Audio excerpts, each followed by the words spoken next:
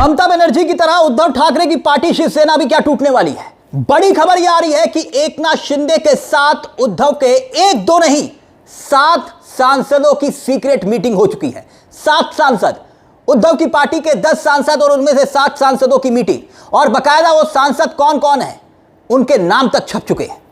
तो क्या वाकई में 2 सांसद वीडियो कॉन्फ्रेंसिंग से उस बैठक में जुड़े थे और इंतजार मानसून सत्र का हो रहा है जब सीधे स्पीकर ओम बिरला को चिट्ठी चली जाएगी। नमस्कार, मैं हूं आपके साथ तिलक चावला। आज बात उद्धव ठाकरे की पार्टी पर मंडरा रहे खतरे की। हेडलाइंस देखिए, क्या टीएमसी की तरह टूट जाएगी उद्धव की शिवसेना? संजय राउत बोले ये अमित शाह की सोची समझी रणनीति। अगली हेडलाइन देखिए, महाराष्ट्र में सियासी भूचाल, उद्धव के 8 सांसदों के साथ शिंदे की गुप्त बैठक, डिप्टी सीएम ने क्या कहा?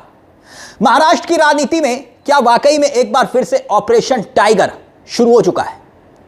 तमाम तरह के दावे हैं, अखबारों की एक एक खबर हम आपके सामने रखेंगे, जहां पर तमाम तरह के दावे हैं कि डिप्टी सीएम एकनाथ शिंदे ने उद्धव गुट के सांसदों के साथ ना सिर्फ गुप्त बैठक की है बल्कि एक बड़ी राजनीतिक डील तक हो चुकी है। सिर्फ वक्त का इंतजार किया जा रहा है। वैसे एकनाथ शिंदे से जब पत्रकारों ने पूछा तो उन्होंने कहा कि नहीं, कोई मीटिंग नहीं हुई, कोई बैठक नहीं हुई। अब आप बताइए कि एकनाथ शिंदे जो पहले ही ऑपरेशन कर चुके हैं, 2 हिस्सों में बांट चुके हैं शिवसेना को, वो कहेंगे कि हां मेरी मीटिंग हुई है? खैर, राजनीतिक गलियारों में चर्चाएं हैं। ठाकरे गुट के 7 सांसद पार्टी छोड़कर एकनाथ शिंदे के नेतृत्व वाली शिवसेना में शामिल हो सकते हैं। मगर इस ऑपरेशन को क्या अमित शाह अंजाम दे रहे हैं? दावा किया जा रहा है 7 जून को इन सांसदों की दिल्ली में डिप्टी सीएम एकनाथ शिंदे से एक गुप्त सीक्रेट मीटिंग हुई है और बकायदा एकनाथ शिंदे के गुट ने एक खास ऑफर भी दिया है। तो क्या वाकई में अगला नंबर उद्धव ठाकरे की पार्टी का है या फिर यह कोरी अफवाहें हैं? टीएमसी में बड़ी बगावत के बाद इन खबरों में जो दम बताया जा रहा है उसने नई हलचल पैदा कर दी है। मोदी और अमित शाह का एक और ऑपरेशन महाराष्ट्र में लोटस अब एक्टिव हो चुका है। तमाम तरह की खबरें, सबसे पहले यह खबर देखिए जहां पर गुप्त बैठक का जिक्र किया गया है और दावा यह किया गया है कि इस खबर में जो छपा है कि गुप्त बैठक हुई कहां पर है, कितने सांसद मौजूद थे, उनके नाम क्या है। खबर में देखिए क्या लिखा है, बुधवार रात ठाणे में कथित तौर पर एकनाथ शिंदे और ठाकरे गुट के करीब 8 सांसदों के बीच एक गुप्त बैठक हुई। आगे लिखा गया है कि शिंदे का काफिला अचानक रास्ता बदलकर अलग दिशा में गया और इसके बाद वोल्टास कंपनी परिसर में यह कथित बैठक हुई। इस दौरान शिंदे के साथ उनके सांसद बेटे श्रीकांत शिंदे भी मौजूद थे। यानी खबर में लिखा है कि शिंदे अकेले नहीं थे, उनके बेटे भी वहां पर मौजूद थे। खबर को लेकर सवाल खड़े हुए, और क्या अब ममता बनर्जी की तरह उद्धव ठाकरे की पार्टी के सांसद अगर टूट जाएंगे तो क्या मोदी और अमित शाह का जो मिशन है एनडीए 300 पार का, वो पूरा हो जाएगा? राज्यसभा सांसद संजय राउत सामने आकर दावा करते हैं। संजय राउत राज्यसभा के सांसद क्या कुछ कहते हैं दोस्तों, आपकी स्क्रीन पर संजय राउत का बयान। वो कहते हैं कि हमारे सभी सांसद पार्टी के साथ मजबूती से जुड़े हुए हैं। केंद्रीय गृह मंत्री अमित शाह की यह एक रणनीति है कि पहले राजनीतिक माहौल में भ्रम पैदा किया जाए और फिर पार्टी में टूट की खबरें फैलाई जाए। अब निशाने पर अमित शाह को वो ले रहे हैं, लेकिन क्या बात सिर्फ यही है कि अमित शाह पर्दे के पीछे सब कुछ कर रहे हैं? संजय राउत आगे क्या कहते हैं देखिए जरा। जिन लोगों को पार्टी छोड़नी थी वो पहले ही जा चुके हैं। अभी ना राज्य में कोई चुनाव है और ना ही लोकसभा चुनाव निकट है। आगे वो कहते हैं कि लोकसभा चुनाव में अभी लगभग 3 साल का समय बाकी है।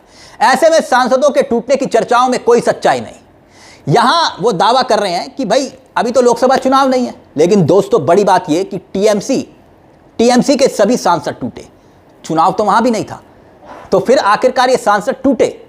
और बकायदा खबरों में दावा यह है कि 2 सांसद वीडियो कॉन्फ्रेंसिंग से जुड़े। अगर 10 में से 7 सांसद टूट गए तो पार्टी में दल बदल कानून के तहत तो कुछ होगा नहीं। अब किन किन सांसदों के शामिल होने के दावे किए जा रहे हैं, खबरें जो छप रही हैं वो देखिए। उद्धव ठाकरे शिवसेना गुट के सांसद अरविंद सावंत का नाम लिखा है, संजय दीन पाटिल का नाम लिखा है, संजय देशमुख का नाम, नागेश पाटिल, और इसके साथ अष्टकर भाऊ साहिब, तमाम राजा भाऊ, सबके नाम लिखे हुए हैं। और सांसद ओम राजे, उनका नाम तक लिखा है। और 2 सांसद वीडियो कॉन्फ्रेंसिंग के जरिए जुड़े, इस खबर में छपा हुआ है। अब याद करिए दोस्तों, एक हाल ही में घटना घटी थी। कुछ दिन पहले ही उद्धव ठाकरे ने अपने तमाम सांसदों को मातोश्री बुलाया था।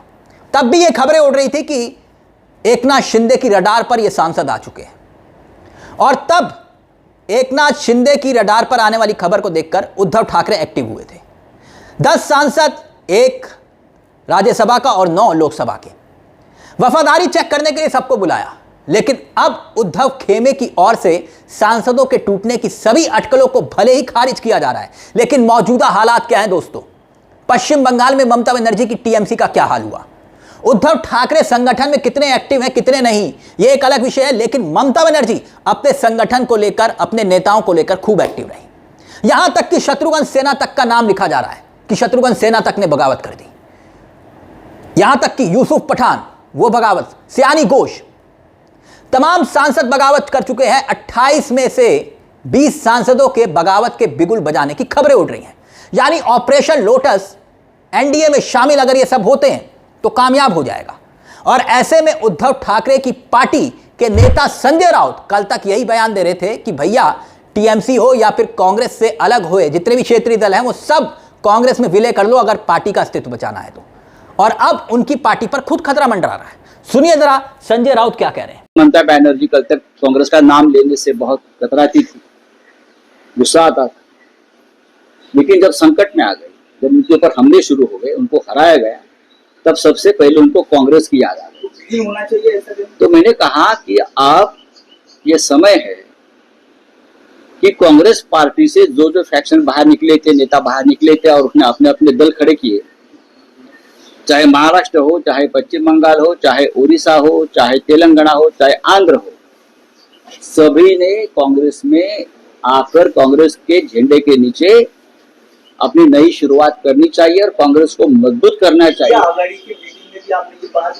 ये बात चली है, बात चलती रहे। दोस्तों, लोकतंत्र के लिहाज से ये कितनी खतरनाक खबरें हैं। कभी टीएमसी का टूट जाना, कभी उद्धव गुट का टूट जाना, कभी शरद पवार की पार्टी का टूट जाना, कल फिर खबरें उड़ेंगी कि भैया अखिलेश यादव के सांसद जो हैं वो भी रडार पर आ चुके हैं। तो फिर ऐसे में देश में चुनाव का महत्व क्या रह जाएगा? सिर्फ हाथ पर लगी नीली स्याही। आप वोट किसी को भी दीजिए, बाद में ना विचारधारा, ना सिद्धांत है और ना ही पार्टी के प्रति कोई वफादारी। इस पूरे मुद्दे को लेकर आपकी क्या राय है? आपको क्या लगता है कि क्या वाकई में अगला नंबर उद्धव ठाकरे की पार्टी का ही है? एकनाथ शिंदे क्या अमित शाह के इशारे पर यह सब कुछ कर रहे हैं जो आरोप लग रहे हैं? इस पूरे मुद्दे को लेकर अपनी राय हमें कमेंट बॉक्स में जरूर दीजिएगा। मुझे तिलक चावला को दीजिए इजाजत।